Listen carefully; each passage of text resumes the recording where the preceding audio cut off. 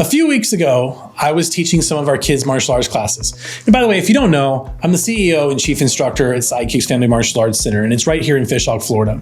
And I was directly asked by one of our awesome students, and he was challenging one of the sections of our student creed. Student creed is a thing that we say at the beginning of all of our classes. Specifically, he had an issue with the line, "Winners never quit, quitters never win, and I choose to be a winner." So while he was saying the student creed, he opted to say that he was choosing to be both a winner and a loser. And he said that he argued that the pendulum swings both ways and that you're both gonna win and you're both gonna lose. So first, I love that our students are thinking about the things that they are putting through their brains and saying. And ultimately, this is definitely the goal that we have for all of them, is for them to be intentional and deliberate with everything that they do. But I think the main distinguisher here is it's the language that we use. See, from my perspective, if we have a growth mindset that results are temporary and changeable, then in my opinion, it's only possible for us to win. All we do is win. Why?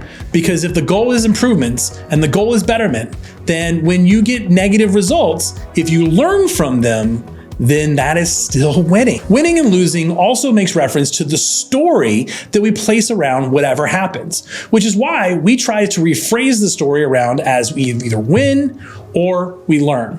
But then, like I said before, if we're learning, then we're still winning. However, in this instance, the last lines of the student creed, we don't make any reference to losing. Instead, we talk about quitting.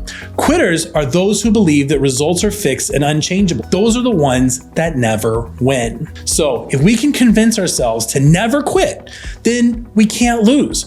We'll always be the winner at the game of life.